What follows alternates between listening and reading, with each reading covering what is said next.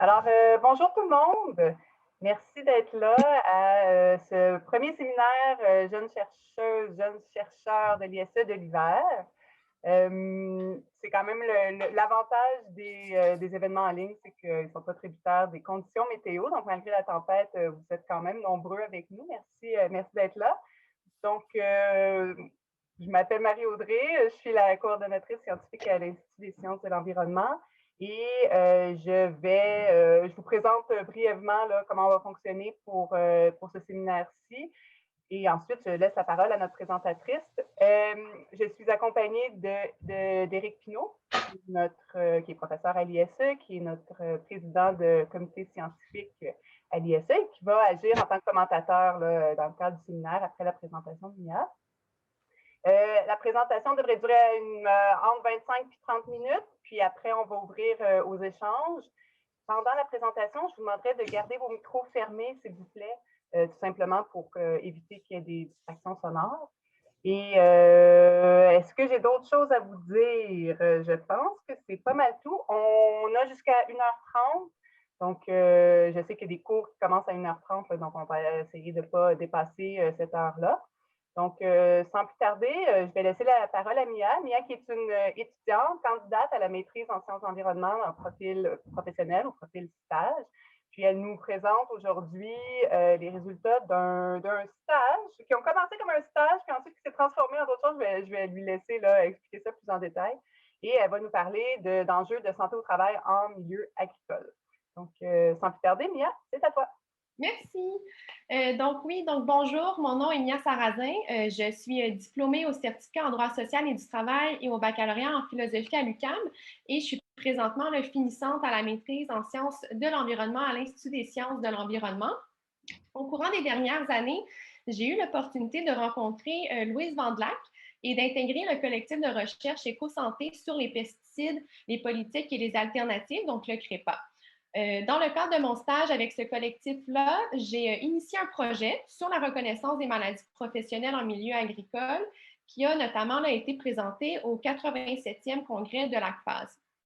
Suite à cette communication scientifique-là, j'ai eu l'immense privilège d'être invitée par le directeur de la Maison de la recherche en sciences humaines de l'Université de Caen-Normandie, donc M. Pascal Buléon, à effectuer un séjour de recherche en France où j'ai pu m'entretenir notamment avec différents acteurs clés du milieu et de faire des rencontres super enrichissantes qui m'ont permis d'approfondir mon travail d'enquête et de mieux cerner aussi la complexité des réalités de l'agriculture en France et au Québec et de mieux connaître aussi les procédures administratives et légales de reconnaissance des maladies professionnelles qui sont réalisées auprès de différents organismes. Ces différentes opportunités-là m'amènent aujourd'hui à vous présenter un nouveau projet de recherche. Donc, ce projet de recherche-là s'inscrit dans le cadre d'une demande qui a été soumise au Fonds de soutien à la recherche phare de l'Université TÉLUQ avec la professeure Lise Parent. Et c'est un projet qui entend explorer les impacts des pesticides sur la santé au travail en milieu agricole et sur les stratégies de reconnaissance des maladies professionnelles provoquées par les pesticides. Ça s'inscrit notamment dans des travaux qui ont déjà été amorcés au CREPA, donc durant mon séjour de recherche et durant mon stage et qui fait également suite aux recherches sur les pesticides, les politiques publiques, la santé et l'environnement qui sont menées notamment au CIROD et au RRSPQ. Ce programme de recherche-là que je vous présente aujourd'hui, en fait, il y a un triple objectif. D'abord, c'est de documenter les effets des herbicides à base de glyphosate sur la santé des travailleurs en milieu agricole, ainsi que celle sur la population en général. Les herbicides à base de glyphosate se trouvent à être les pesticides les plus vendus au monde, au Canada et au Québec. C'est aussi d'examiner la situation au Québec quant à la reconnaissance des maladies professionnelles qui sont liées aux pesticides en fait, et de voir, d'examiner les différents acteurs et les stratégies également à la lumière de l'exemple français. On veut aussi développer différents partenariats, donc en collaboration avec des réseaux de recherche et d'intervention, donc des organismes qui œuvrent dans ce milieu-là, afin de vraiment avoir une perspective en éco-santé de co-construction et de co-diffusion des savoirs. Et finalement, ces travaux-là vont nous permettre notamment d'amorcer une demande de subvention pour un programme de recherche interdisciplinaire d'envergure sur les pesticides et la santé au travail. Les résultats qui sont prévus sont notamment la rédaction d'articles scientifiques. Donc, on est présentement là, en train de rédiger un premier article qui va être publié au printemps et à l'été 2021 dans une revue de droit. Comme je dispose seulement de 20 minutes, de 20 à 30 minutes, là, j'ai décidé de porter ma présentation principalement sur le deuxième volet, qui est en lien là, à la protection et à la santé professionnelle en milieu agricole, parce que c'est un sujet qui est très d'actualité. Donc, ce que je vais faire, c'est que d'abord, je vais faire une mise en contexte du portrait du régime d'indemnisation là, du Québec et celle en France, mais aussi le portrait de l'agriculture au Québec. Je vais également vous présenter les différents outils qui sont mis à la disposition ou non des travailleurs agricoles. Et je vais terminer ma présentation en vous montrant là, un peu l'historique des différents événements importants qui ont eu lieu au Québec, ce qui va nous permettre de comprendre les nombreux retards ici et d'ouvrir la discussion sur ces enjeux-là. Donc, le portrait de l'agriculture au Québec. Au Québec, on va recenser environ 29 000 exploitations agricoles et parmi ces exploitations agricoles-là, 32 000 personnes là, vont détenir un permis ou un certificat qui va leur permettre d'utiliser des pesticides. On a également là, entre 15 000 à 16 000 travailleurs étrangers temporaires qui vont venir durant la période estivale prêter main forte à nos entreprises, que ce soit au champ ou même là, au niveau là, de la distribution alimentaire. Ce qui est intéressant, c'est qu'au Québec, la bataille en lien avec la reconnaissance des maladies professionnelles se joue principalement à la CNSST. Je vais vous en parler dans la prochaine diapositive, mais ce qu'il faut savoir, c'est qu'il y a seulement 11 000 des 29 000 exploitants agricoles qui sont inscrits à la CNSST. Le problème à ce niveau-là, qui est seulement un tiers des exploitants agricoles qui sont inscrits, c'est que si on ne cotise pas à la CNSST, bien, on ne peut pas avoir de compensation ni d'indemnisation en cas d'accident ou de maladie professionnelle.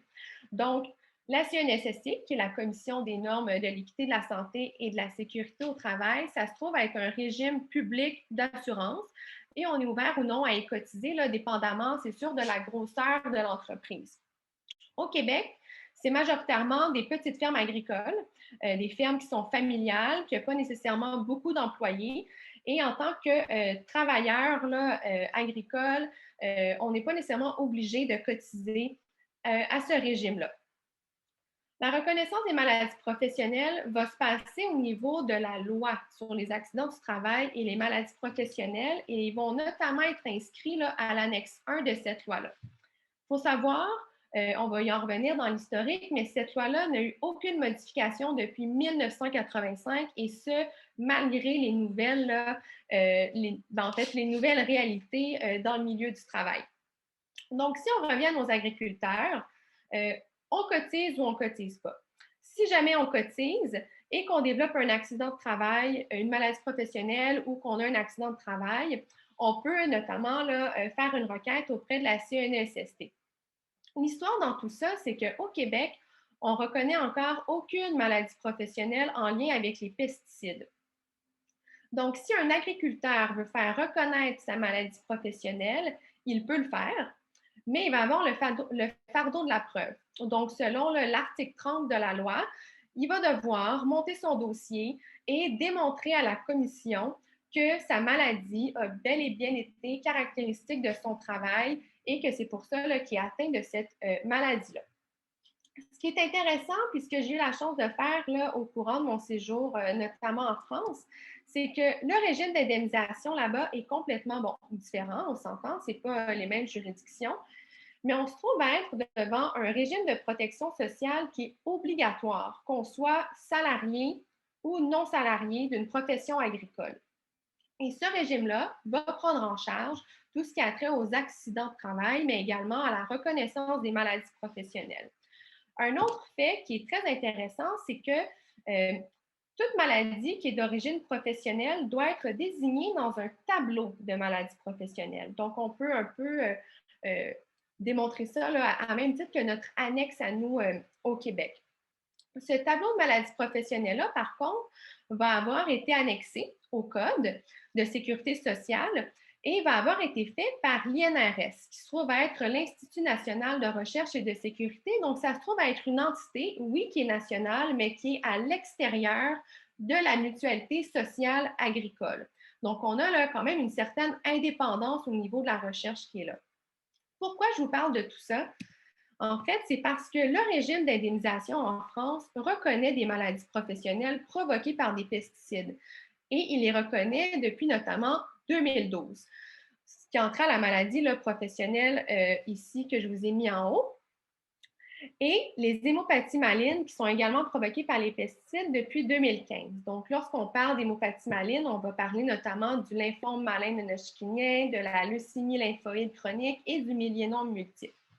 Donc, lorsqu'un agriculteur ou un travailleur agricole souhaite faire une réclamation auprès de la mutualité sociale agricole, la MSA, il doit regarder si sa maladie est bel et bien dans l'un des tableaux qui est prédisposé au code et il doit remplir en fait toutes les demandes qu'on retrouve ici. Donc, de voir est-ce que la désignation de la maladie, est-ce qu'on répond également au délai de prise en charge et aux différents là, travaux qui ont été susceptibles de provoquer cette maladie-là.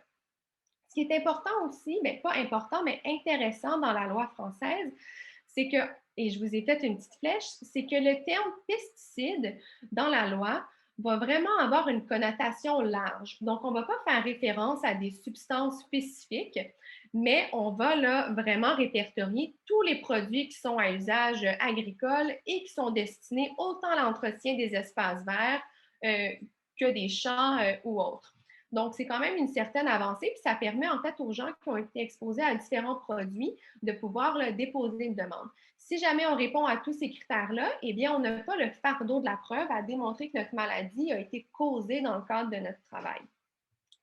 Si par contre, on ne répond pas à toutes les informations qui sont présentes au tableau, eh bien là, on doit soumettre notre dossier et il y a un comité notamment qui va s'y pencher, un peu comme à la CNSST, et qui va décider là, si la maladie est vraiment caractéristique du travail ou non. Donc, on retient que depuis 2012, Parkinson, 2015, les hémopathies malines en France. Et en fait, ces régimes d'indemnisation-là, en fait, ces tableaux-là ont vu le jour notamment par la pression qu'il y a eu là, auprès des agriculteurs, donc des agriculteurs qui étaient malades et des différents groupes là, et organismes, dont Génération Future, Phytovictimes et Justice Pesticides, qui sont des organismes là, qui font un travail très, très important là, en France. Mais ça vient aussi d'une expertise collective extrêmement importante de l'Institut national de la santé et de la recherche médicale en France qui a été publiée en 2013. On attend également une nouvelle expertise. On attendait en 2020 une nouvelle expertise, mais en raison là, du COVID, ça a été reporté à 2021. Donc, d'ici les prochains mois, on devrait y avoir accès. Donc, cette expertise-là est très importante parce qu'elle a synthétisé la littérature épidémiologique et toxicologique au niveau international et a démontré s'il y avait certains liens entre l'exposition aux pesticides en milieu professionnel et le travail. Ce qu'on peut voir, c'est qu'il y a bel et bien des associations positives entre des expositions professionnelles aux pesticides et des pathologies. Et il faut savoir aussi que depuis de nombreuses années, là, il y a plusieurs enquêtes épidémiologiques qui ont invoqué l'implication des pesticides dans plusieurs pathologies chez les personnes qui sont professionnellement exposées aux pesticides, en particulier là, des pathologies cancéreuses, des maladies neurologiques et même des troubles de la reproduction. Donc, je vous ai mis deux tableaux très importants de cette expertise-là. Et ce que je souhaite vous montrer, là, c'est que malheureusement, il y a aussi des associations positives chez les enfants. Donc, les enfants, là, soit qui ont été exposés pendant la grossesse, donc en période prénatale, ou qui habitent là, dans un secteur agricole. Donc, on le voit ici, le lymphome non-hodgkinien, le cancer de la prostate, myélinome multiple et maladie de Parkinson ont une présomption de lien qui est très fort. Même chose pour la leucémie chez les enfants, des tumeurs cérébrales et des malformations congénitales. Et ça date de 2013. En France, ce dossier-là est quand même assez bien élaboré. On voit qu'il y a des recherches en santé au travail qui se font, là, notamment l'enquête Agrican, qui est une des plus grandes études au monde, qui est conduite sur les cancers en milieu professionnel agricole et qui est sous la supervision là, de Pierre Lebailly, en lien avec l'Université de Caen. Il y a aussi un nouveau projet de recherche qui veut mettre en place là, une cohorte spécifique aux travailleurs des espaces verts. Parce que là, je vous parle des travailleurs agricoles, qui travaillent aux champs et autres, mais ce ne sont pas les seuls qui sont exposés à les pesticides. Donc, monsieur, madame, tout le monde qui utilise des produits sur leur terrain ou dans les aménagements paysagers ou même pour l'entretien des espaces verts dans les villes, ces personnes-là vont être exposées à ces différentes substances et produits chimiques-là qui peuvent avoir là, des effets à long terme sur la santé. Donc, on a un projet de recherche par Isabelle Baldi et Pierre Lebailly qui est présentement en cours. Très intéressant. On a aussi un fonds d'indemnisation pour les victimes de pesticides depuis 2011. Donc, en fait, c'est un fonds qui se trouve à être là, pour les agriculteurs qui sont retraités, mais également pour les enfants qui ont été exposés pendant la période prénatale et dont la pathologie là, pourrait être directement liée à l'exposition professionnelle de leurs parents. Donc, c'est quand même, bon, c'est pas nécessairement facile de démontrer ce lien direct-là là, qu'on souhaite avoir, mais ça reste que c'est quand même une avancée de dire qu'on reconnaît qu'il y a des risques chez les enfants en période prénatale de développer certaines maladies quand on est en contact avec ces produits chimiques-là. Et finalement, bon, c'est sûr que là, je vous montre quelques recherches, là. Il y en a d'autres, mais c'est celles que je trouvais là, les plus pertinentes dans le cadre du projet. Il y a également une étude épidémiologique nationale en partenariat avec l'INSERM, ceux qui ont fait le collectif de recherche que je vous ai montré là, juste avant, pour estimer les cancers pédiatriques le plus fréquents dans la population qui vivent dans les cultures agricoles.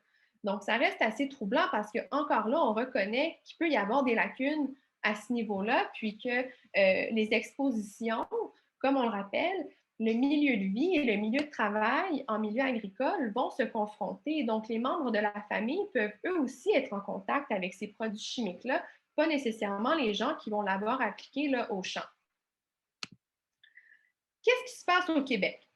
Bon, comme on l'a mentionné, au Québec, on n'a encore aucune reconnaissance des maladies professionnelles provoquées par les pesticides, même si la France, et j'ai oublié de le mentionner, que la Suède reconnaisse la maladie de Parkinson. On n'a aucun système de surveillance pour documenter l'exposition professionnelle aux pesticides. Et ça vient notamment qu'on a un manque sur la divulgation des données de la vente des pesticides. Puis pourquoi on a ce manque-là? Bien, c'est des secrets professionnels des ventes des compagnies. Donc, on est vraiment pris dans cette espèce-là de tournade-là avec la présence des industries.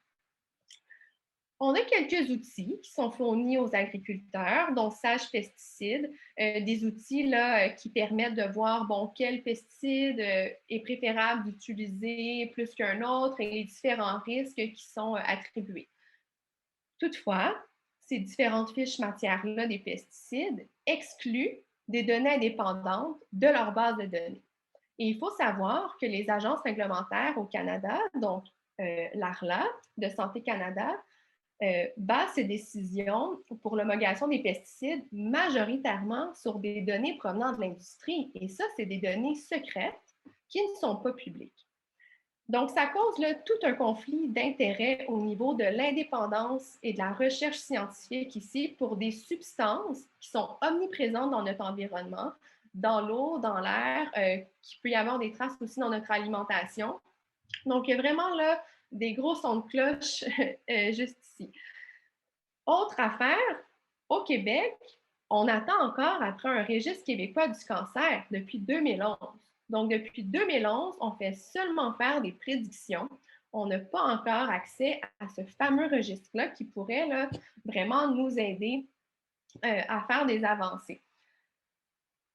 La problématique, quand on revient à l'inscription des travailleurs au sein de la CNSST, c'est qu'on va aussi avoir une sous-déclaration au niveau des intoxications, puis au niveau de la couverture. Puisqu'on a une ferme participation bien, c'est certain là, que la recension va être vraiment parcellaire au niveau des informations liées aux accidents et au développement des maladies professionnelles.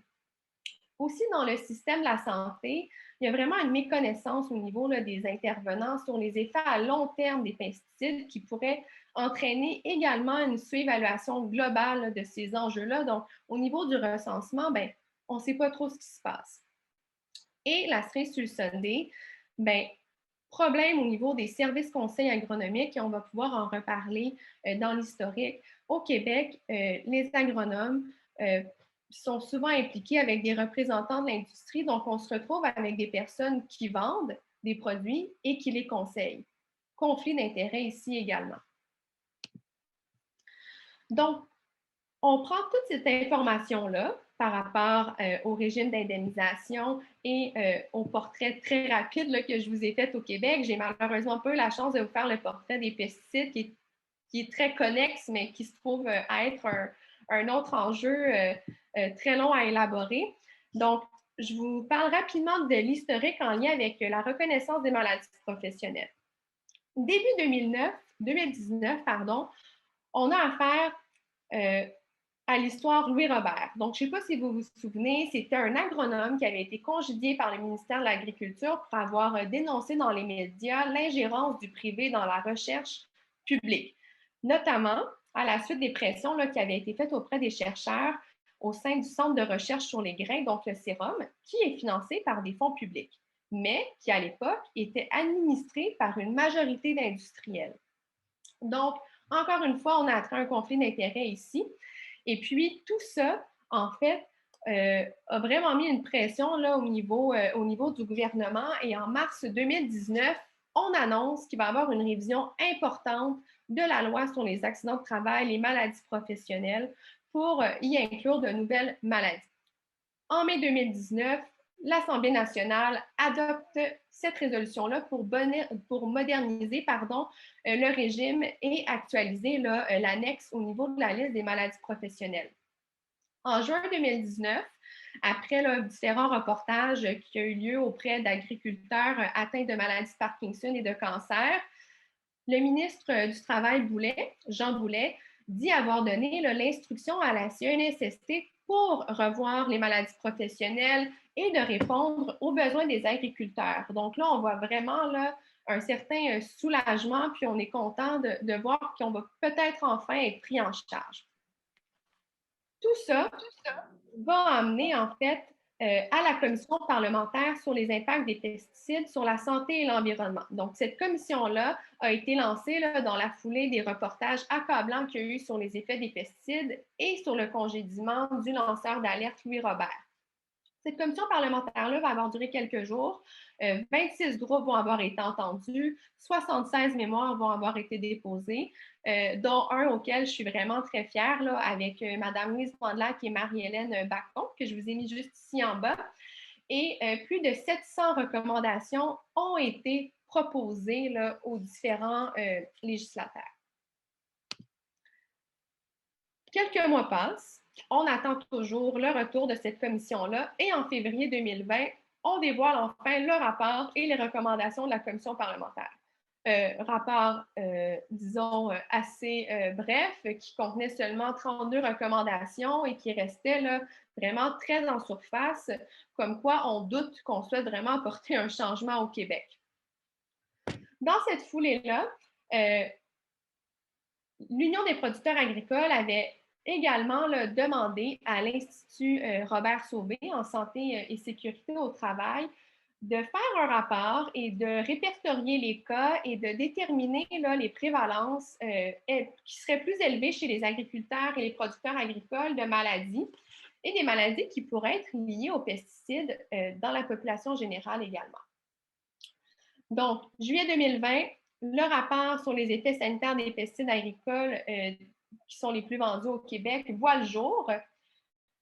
Et là, la communauté scientifique reste un peu surprise parce que ce rapport-là est également basé principalement sur des données des agences réglementaires, mais rappelons-le, les agences réglementaires vont baser leurs données sur celles des industries.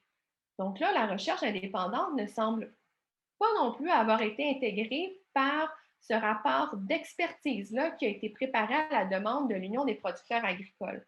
On voit aussi qu'il n'y a pas nécessairement de réflexion approfondie sur les risques de santé à long terme. Les conclusions restent assez faibles. Donc, on reste sur notre faim. Septembre 2020, lancement d'une association Victimes des pesticides du Québec qui se trouve à ressembler à l'association Phyto-Victimes en France qui font vraiment là, un travail remarquable. Et là, arrive octobre 2020. Ça fait près de 1 an et demi qu'on attendait cette modification-là. Et gros coup de théâtre, le projet de loi numéro 59, qui vise à moderniser le régime de santé et de sécurité au travail, ne fait mention d'aucune maladie liée aux pesticides. Rien n'est intégré dans la loi. Et là, le ministre du Travail, Jean Boulet, estime que selon lui, suite au rapport qui a été notamment dirigé par l'IRSST, qu'il n'existe encore aucun consensus scientifique clair sur les liens de cause à effet entre le développement notamment de la maladie de Parkinson et l'exposition aux pesticides. Donc, ce qu'il mentionne, c'est qu'il va plutôt créer un comité d'experts qui va pouvoir guider le gouvernement dans sa modernisation de la liste et au fil du temps, là, évoluer avec les connaissances scientifiques et intégrer des maladies. Donc là, depuis 1 an et demi, les producteurs agricoles se font dire qu'on va les accompagner, qu'on reconnaît en fait l'état dans lequel ils se trouvent et qu'on va souhaiter là, apporter des modifications.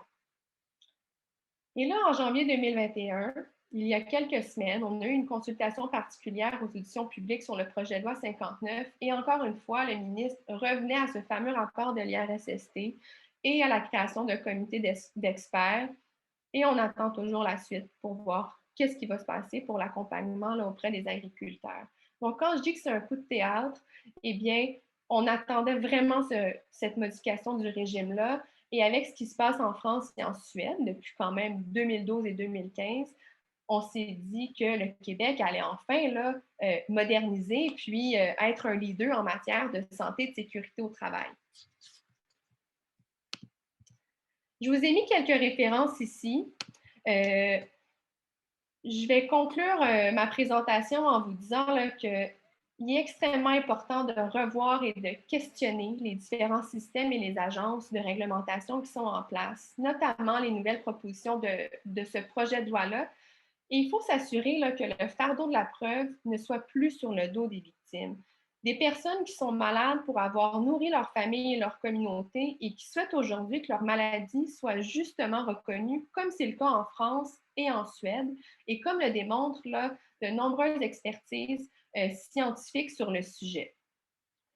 Mais ils ne veulent pas juste que ces maladies-là soient reconnues pour eux puis pour avoir des indemnités. On veut également que les risques auxquels ces agriculteurs-là et agricultrices-là sont exposés toute leur vie soient enfin reconnus par notre société et des risques qui sont également là, problématiques pour la population en général, que j'ai malheureusement pas eu le temps d'aborder aujourd'hui, mais qui sera évoqué là, dans la suite par rapport à notre article scientifique. Donc, je tiens à remercier l'Institut pour l'organisation de ce séminaire-là et pour lequel j'ai eu l'opportunité d'y participer. Et je souhaite ouvrir maintenant là, la discussion sur le sujet.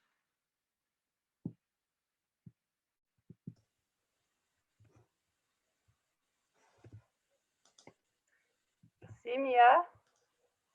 C'est super intéressant comme travail. Puis c'était presque comme un film suspense avec les rebondissements de tous les travaux qui ont mené à la commission, puis après ça, dépôt du rapport et tout ça.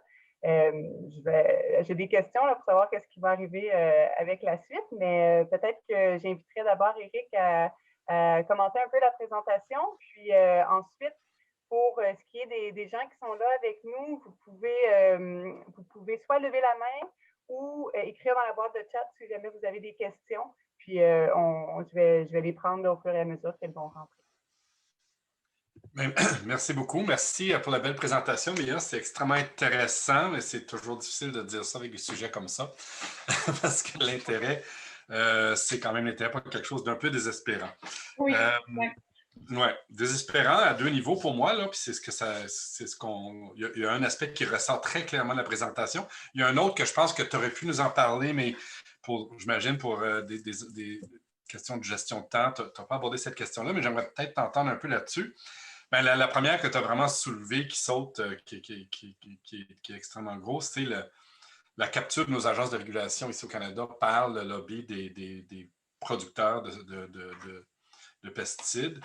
Probablement avec une certaine complicité du côté des producteurs agricoles, en tout cas de ceux qui se font les porte-voix des plus grands producteurs intégrés de céréales en particulier, dont le modèle de production repose sur l'usage intensif entre autres du glyphosate. Donc, ça, c'est un problème. Puis, je sais que tu n'as pas de. J'oserais pas te demander de solution à ce problème-là, mais je dirais parmi les voies qui nous sont offertes, à part la voie de publiciser nos résultats, d'augmenter la recherche pour aller à l'encontre un peu de la recherche complice qui se fait et qui justifie le statu quo. Y a-t-il d'autres cours, y a-t-il d'autres voies qu'on peut imaginer? Est-ce qu'il y a une voie juridique, par exemple, aux États-Unis, ça a été une des voies empruntées, ça a été des procès forts, en fait, qui ont tenté de montrer la responsabilité des entreprises producteurs de pesticides. Donc, est-ce que ça, c'est une voie? Est-ce que la voie politique semble bloquée? Puis juste un autre dernier, après ça, je te laisse la parole. Puis peut-être un autre. Alors, ça, c'est ce qui était là, c'est ce qui ressort, c'est ce qu'on peut conclure. Mais il y a une chose dont tu n'as pas mentionné, puis je suis sûr que tu pourrais nous en parler un peu, puis c'est un peu de données sur l'augmentation de l'usage de ces produits-là dans les 30 dernières années. C'est une explosion, je pense. Puis c'est aussi ça qui est inquiétant, qu'on pense au glyphosate en particulier. Donc, c'est ça. J'aimerais t'entendre ces deux questions-là. Puis... Oui, bien en fait, je vais commencer par ta deuxième question. Ouais. C'est vrai que, bon, par faute de temps, j'ai pas eu le temps de mentionner, là, mais tout ce qui a trait aux ventes et au portrait des pesticides au Québec, c'est extrêmement alarmant. Que ça soit même dans leur présence dans les cours d'eau, présence dans l'alimentation, alimentation pour les enfants là, et autres. Et c'est vrai que les ventes ont augmenté, notamment par l'intégration et la vente des organismes génétiquement modifiés, qui se trouvent être des pompes à pesticides, littéralement, parce que, bon, les deux vont ensemble, et qui a amené à un mode de production agricole basé sur, bon, monoculture, exploitation en lien avec des OGM, et etc., et utilisation là, massive de pesticides. Donc, ça, tu as tout à fait raison là, de dire que des enjeux à ce niveau-là.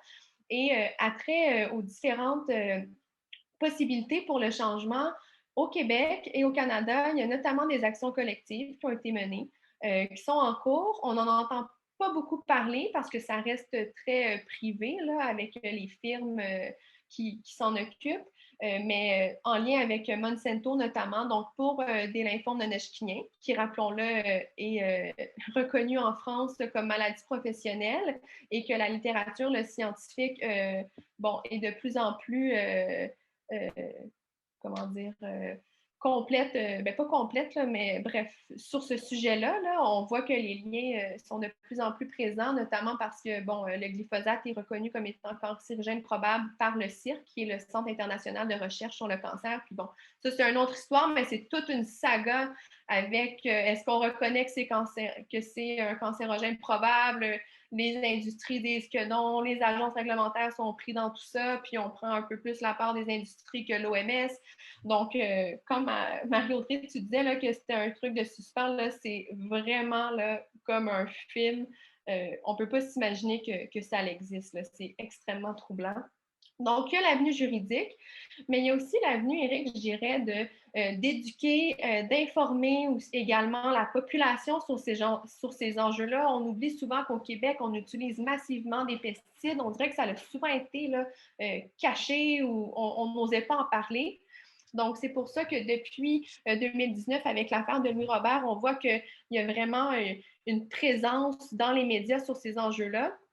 Et ce qui a trait aux agriculteurs, il ne faut pas oublier en fait que le blâme ne leur est pas porté parce qu'il y a des agriculteurs qui sont très conscients de ces enjeux-là, mais qui sont pris dans ce modèle-là, qui toute leur vie ont utilisé des pesticides, toute leur vie, ils se sont dit que c'était pas dangereux, que c'était correct, qu'il allait avoir un rendement ici et ça. Puis les agriculteurs vivent quand même aussi d'autres pressions économiques et sociales super importantes.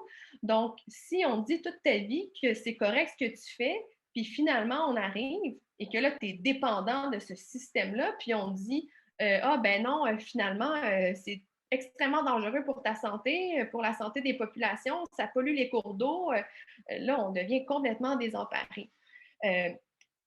Donc, oui, il y a quand même un cheminement à faire au niveau agricole, mais il y a aussi un cheminement à faire au niveau des agences réglementaires puis des gens qui sont censés nous protéger. Donc, il faut serrer la vis là, à ce niveau-là parce que tout le monde se renvoie la balle, puis on a la tête dans le sable sans bon sens.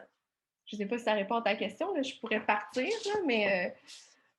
Non, ça répond en grande partie. Là. Oh, oui, c'était à peu près là que je voulais. Puis j'étais pas au courant d'actions, donc de ces actions civiles qui sont quand même assez silencieuses parce qu'effectivement, aux États-Unis, ça a été beaucoup publicisé, tandis que Aux États-Unis, ici, c'est c'est. environ 125 000 personnes qu'on connaît, en tout cas à ce jour, là, dernièrement, qui sont dans des actions collectives. Puis justement, Monsanto et Bayers voulaient, en fait, ont réglé, là, comme on pourrait dire hors cours, et souhaitent payer ces gens-là. Depuis, on en entend un petit peu moins parler, mais c'est vrai qu'au Canada puis au Québec, c'est plus sur le silence. Pour changer un petit peu de sujet, j'ai une question ici dans la boîte du chat qui nous est parvenue de Talo, qui est un étudiant en première année à la maîtrise en sciences environnement, qui demande en fait, lui il comprend là, que, attendez, donc je vais le lire, le message. Le mien, c'est bon, d'abord, il te félicite pour ta présentation, puis il comprend qu'il y a une relation entre la maladie de Parkinson et le métier d'agriculteur. Pour ceux qui sont très exposés aux pesticides, donc qui utilisent les pesticides là, dans leurs travaux quotidiens. Mais il se demande s'il y a aussi des risques de maladies professionnelles pour les agriculteurs, les agriculteurs qui font de l'agriculture bio, qui sont peu ou pas exposés là, à ces produits chimiques-là. Ben, en fait, les seuls risques que je vois, c'est sûr que bon, tout ce qui a accès attrait au cancer de la peau ou aussi les cancers, mettons, des lèvres, ils vont en parler, là, notamment dans l'enquête Agrican. Donc, c'est des cancers qui ne sont pas nécessairement reliés là, aux produits chimiques, mais au travail en tant que tel, puisqu'on est à l'extérieur. Je ne me suis pas attardée, très franchement, à cette question-là, mais je serais étonnée que des recherches démontrent qu'il y aurait là, de l'ampleur de maladies professionnelles, justement comme des cancers ou autres, si on n'utilise pas ces produits chimiques-là. Surtout qu'on le voit très bien que lorsque, par exemple, une personne qui va consommer, là, qui va avoir une alimentation de produits biologiques, lorsqu'on va faire des tests au niveau de l'urine, au niveau des cheveux, les quantités de présence de pesticides et autres sont très, très, très, très faibles ou très peu détectables. Donc, je serais portée à dire non, mais encore une fois, là, je ne me suis pas attardée à ces recherches-là. Je ne sais pas si Eric veut ajouter quelque chose sur ça. Là. Non, pas. Il y a quand même il y a quand même certains produits qu'on peut utiliser qui sont homologués biologiques, qui comportent des risques quand même, là. Mais de manière générale, on n'est pas dans un registre de toxicité équivalent, là. Donc, on va plutôt voir des accidents de travail, de l'usure, des problèmes de santé mentale, tous ces autres aspects-là, je dirais, qui sont typiques du monde agricole contemporain. Je ne sais pas s'il y a d'autres questions dans la salle. N'hésitez pas à lever la main ou à les écrire dans la boîte de chat. Moi, j'avais une question en attendant de voir s'il y a des gens qui se manifestent. Là. Quand tu parlais à la fin de ton historique que vous vous attendiez, est-ce qu'il y a comme un accompagnement des agriculteurs? Puis là, ça, c'est vraiment pas clair. C'est un accompagnement vers quoi? Ou qu'est-ce qui était souhaité pour ces gens-là? Bien, ce qu'on voit souvent surtout là, dans les recommandations qui ont été faites, d'abord de reconnaître ces maladies-là qui sont reconnues en France et en Suède, donc de les intégrer là, pour que le fardeau de la preuve soit enfin levé auprès de ces travailleurs et travailleuses agricoles-là, mais aussi de mettre sur pied un fonds d'indemnisation, un peu comme ce que la France a fait. Donc, c'est un fonds d'indemnisation qui, notamment, va être financé par des taxes sur les pesticides et autres, là, mais principalement par les taxes sur les pesticides. Donc, de mettre sur pied ce fonds-là et aussi, ben, comme je rappelais tantôt, mais au niveau de l'éducation, tu sais, il n'y a aucune collecte de données en lien avec ces expositions-là. On n'a rien, même au niveau là, des intervenants dans le milieu de la santé. On va pas, ça ne sera pas des maladies, par exemple, à déclaration obligatoire ou autre, qu'on va pouvoir cocher, puis qu'on va vraiment avoir un recensement de qu'est-ce qui se passe au Québec, combien de personnes sont affectées, quels sont les liens entre ces expositions-là. On n'a absolument rien. Donc, pour les accompagner, je pense qu'il faudrait qu'on ait aussi un système mis en place pour savoir qu'est-ce qui se passe ici sur notre territoire agricole et quels peuvent être par la suite les risques liés à ces expositions-là. Phyto-Victimes en France, un peu ce que Victimes des pesticides du Québec font, ben, ils vont accompagner, là, bon, Phyto-Victimes peut-être un peu plus au niveau législatif, là, par exemple au niveau des dossiers, de réclamation, ces choses-là, puis ils vont également là, faire de l'éducation auprès des citoyens et citoyennes. Puis est-ce qu'on pourrait penser qu'il pourrait être accompagné pour faire une transition, par exemple, vers l'agriculture bio? Est-ce que Oui. pourrait... Oui, ben, c'est un bon point. Oui, en fait, dans le plan qui a été proposé là, par le ministre Lamontagne, qui est également sorti fin septembre, début octobre, si je ne me trompe pas, là, tout est comme arrivé en même temps. Là.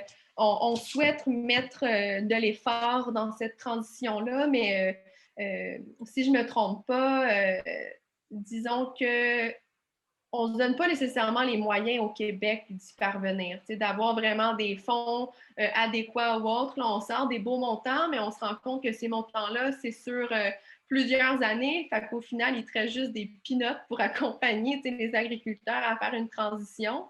Il faudrait vraiment prendre au sérieux cet accompagnement-là. Puis comme je le mentionnais, avec les agronomes aussi, qui portent conseil aux agriculteurs sur les différents produits qu'ils peuvent utiliser ou les différentes manières qu'ils peuvent faire leur agriculture. Ben, quand on a un partenariat semi-serré avec les industries, puis qu'on peut aller chercher à la limite certains profits sur la vente de produits, ça reste difficile là, à faire une transition, puis à vraiment miser l'énergie au Québec sur ça. C'est pas impossible. On le voit avec des fermes des quatre temps de ce monde et autres qui font des choses géniales et qui montrent que c'est possible, mais c'est vraiment un virage collectif, selon moi, qu'il faut apporter. Allô, Louise? Louise est a été la directrice, en tout cas, ou la tutrice de ce stage-là et ensuite qui s'est poursuivie là, en voyage de recherche, etc., etc. Est-ce que tu voulais faire une intervention, Louise? Le micro, Louise. Oui, juste allumer ton micro.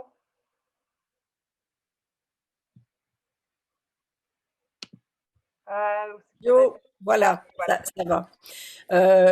Oui, peut-être deux ou trois choses rapidement. D'un, sur les problèmes de santé, quand on évoque d'autres types de problèmes de santé qui pourraient se passer, par exemple, par rapport à l'agriculture bio, je pense qu'il faut savoir que les problèmes de santé à l'échelle du monde, au niveau des intoxications graves, on estime, et ça c'est un article qui vient de sortir là, en décembre dernier, le nombre de cas d'empoisonnement grave dans le monde, incluant 11 000 décès par an. Donc, c'est 44% des 860 millions d'agriculteurs dans le monde. Donc, c'est beaucoup plus grave qu'on peut le croire. Et c'est lié notamment au dumping organisé, planifié de produits toxiques qui, par exemple, en Europe, ne peuvent plus être produits pour l'Europe, mais peuvent être produits pour l'exportation. Et c'est le cas. Et c'est dans les 2/3 des cas exportés dans des pays du tiers-monde. Donc, on voit très bien l'organisation massive de ça. Et évidemment, les firmes disent « Ah, ben, ce sont les pays qui acceptent ces produits. » Donc, vous voyez un peu l'étendue du problème. Puis quant aux possibilités de renforcer l'agriculture bio, l'agriculture de proximité, l'agroécologie dans son ensemble, Oui, c'est une voie qui mérite d'être poussée, mais il faut bien voir qu'actuellement, depuis plus d'1 an, le gouvernement du Québec, ce dans quoi il investit, et il y a même des séminaires qui sont préparés avec une bonne partie de son personnel, c'est sur l'agriculture 4.0. Autrement dit, on est en train de remplacer actuellement les intrants de l'agrochimie par d'autres types d'intrants, je dirais à la fois de la robotique, de l'intelligence artificielle, du génie génétique. Euh, Autrement dit, on passe de Caribe-en-Silla, mais de façon encore plus dramatique encore, à mon avis, parce que là, c'est de faire jouer les GAFAM dans un, dans un parc qui était occupé jusqu'à présent par les géants de l'agrochimie et du pharmaceutique, euh, et ceux de la machinerie agricole. Donc, ça ne va pas très bien. Et évidemment, toute la question de la G5 est liée à ça. Donc, et une fois de plus, comme toutes ces firmes nous vendent du rêve en même temps, là, on appelle ça l'agriculture de précision. Euh, je pense que la seule chose qui est très, très précise, c'est des enjeux économiques à la clé. Donc, euh, oui, on essaie toujours de voir ce qui s'en vient et on essaie toujours de voir ce qui peut être possible. Mais je pense qu'il faut d'abord et avant tout prendre la pleine mesure de ce que ces firmes sont prêtes à faire. Parce qu'il n'y a aucun autre secteur économique, y compris dans le secteur pharmaceutique, où la concentration agro-industrielle est aussi forte. Il y a 3 compagnies qui contrôlent 60% des semences. Il y a 3 compagnies qui contrôlent 75% des produits agrochimiques. Et tout est comme ça. Ils contrôlent aussi l'essentiel de la recherche et développement. Or, plus on a une concentration forte, moins ce qu'on pourrait souhaiter de la part des États devient difficile. Donc, on a je dirais, à prendre le taureau par les cornes et hein, c'est vraiment pas un truc facile. Et je vais terminer là-dessus. Ceux qui sont intéressés par ces questions-là, le séminaire qu'on va faire la semaine prochaine avec Gilles-Éric Serralini sur l'affaire Roundup à la lumière des Monsanto Papers, au moment où on parle beaucoup dans les universités de microagression, là, vous avez un exemple de macroagression sur 15 ans, organisée, orchestrée, qui passe par tous les moyens possibles et impossibles pour détruire la réputation de quelqu'un, y compris la transformation systématique de son Wikipédia depuis des années, et qui passe par des attaques, je dirais, vraiment en tout genre. Les exemples sont nombreux dans le livre et ce n'est pas non fondé. Les exemples sont tirés des Monsanto Papers, c'est-à-dire des documents internes de la firme qui ont été déclassifiés lors des procès, le début des procès des 125 000 personnes. Donc, puis sur 20 000 pages, le nom de Serralini est nommé, je peux même vous donner le chiffre précis, 55 952 fois. Hein? C'est ce qu'on appelle être dans la mire d'une entreprise. Et essentiellement parce qu'il a fait son boulot de chercheur. Et c'est un de ceux qui a le plus publié dans le domaine. Donc, vraiment, si vous êtes intéressé, ça va être annoncé sur le site de l'Institut. Je pense que c'est une très, très belle occasion de prendre la pleine mesure de ce qu'est la liberté académique, de ce que doit être la liberté académique dans un contexte de concentration extrême. Et il faut donc s'attaquer aux véritables problèmes, au même titre que dans les microagressions. On commence à comprendre de plus en plus que c'est le caractère clientéliste des universités qui est forcé par un type de financement universitaire qui est à l'origine du problème. Ah ben, c'est la même chose au niveau, je dirais, de ces agissements intempestifs de la part de certaines firmes qui sont prêts, y compris à payer un directeur de revue académique pour faire retirer un article. Il était payé 400 $ de l'heure. Voilà. Comme vous voyez, on peut être intarissable sur ces questions-là pendant longtemps. Ça fait peur, vraiment. Merci de ton intervention. moi, tu m'apprends que je peux m'attendre peut-être à avoir un peu de Google dans mon assiette dans les prochaines années. Et ça me fait pas mal peur. C'est pas du tout rassurant. Mia, tu avais clairement quelqu'un d'assez bien versé là, dans la matière pour te diriger pendant tes travaux. Chanceuse. Je ne sais pas s'il y a des dernières questions. Éric, c'est une dernière petite intervention avant qu'on termine. Il nous reste tout juste 5 minutes. Ben, je voulais inviter peut-être Mia à proposer une conclusion. Ce serait peut-être l'affaire la plus appropriée. Mais moi, oui, parce que sinon, j'allais ailleurs. Je vous posais la question. Je vais peut-être juste la lancer, pas besoin de répondre, Mia, ou Louise, mais bon, pourquoi la Suède, pourquoi la France? Pourquoi eux sont capables de faire ce que nous, on n'est pas capable de faire? On comprend dans le cas de la Suède, c'est parce qu'ils sont parfaits. Dans le cas de la France, alors pourquoi ces brèches? Qu'est-ce que ça dit sur la nature de notre système agro-industriel en Amérique du Nord, en fait, puis l'intégration, puis la dépendance de ces grandes firmes-là sur notre production? En fait, moi, c'est un peu ça que ça soulève chez moi. Puis je pense que aussi, l'autre chose que j'aimerais juste rajouter que dans le cas du glyphosate, c'est récent, puis c'est rattaché, comme tu disais, Louise, à un modèle sur lequel le gouvernement a mise. Hein, c'est le complexe maïs, soya, porc. C'est toute une filière économique. Et donc, s'attaquer à ça, c'est un gros bateau à tourner, mais il va falloir le tourner. Mais si je peux ajouter un petit truc, puis Louise, elle pourra compléter parce que...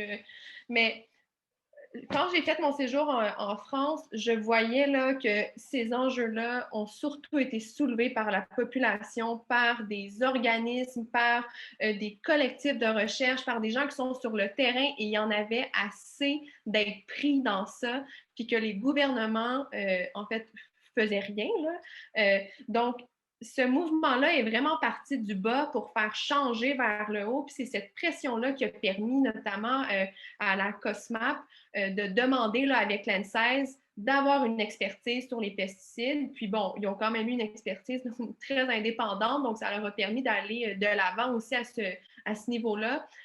Mais tous ces enjeux-là, sociaux, sanitaires et autres, proviennent de gens un peu comme nous, des collectifs de recherche qui travaillent d'arrache-pied pour essayer là, de conscientiser les gens puis de faire changer les choses. C'est surtout ce qui s'est passé en France. Pendant des années, là, les gens ont travaillé très, très fort. Là. Il y a eu beaucoup de militantisme aussi, mais il y a eu un soulèvement de la population. C'est comme ça que moi, je le perçois principalement, mais Louise pourra rajouter.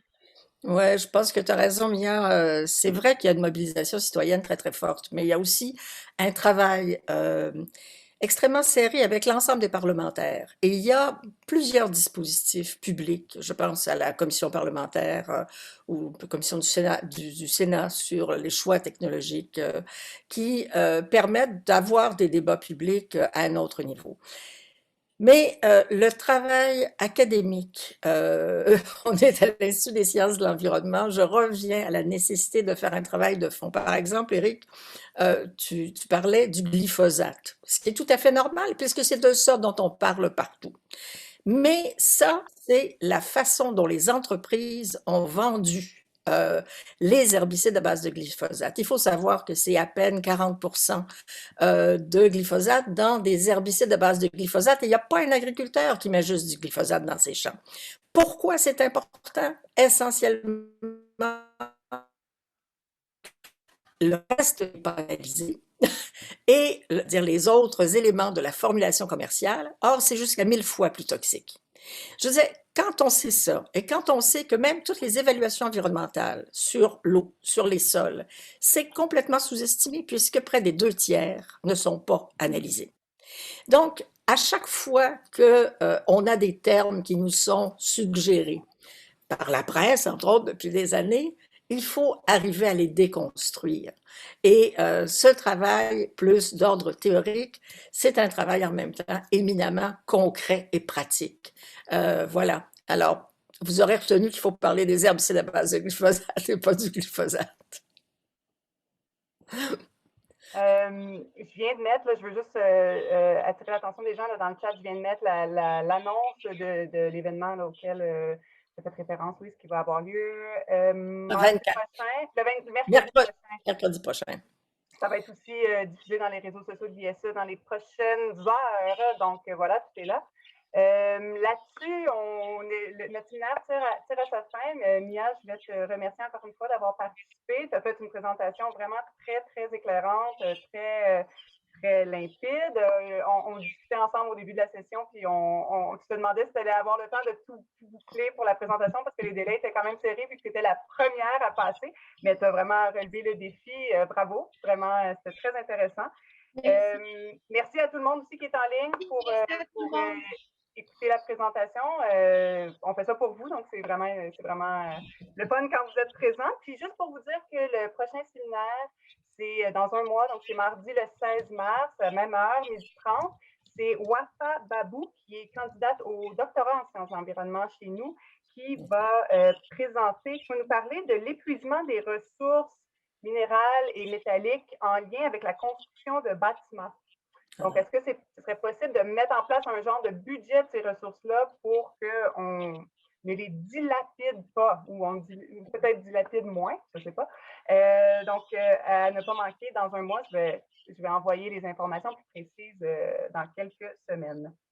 Donc, voilà, c'est la fin. On se quitte. Bonne tempête et on se reparle bientôt. Oui.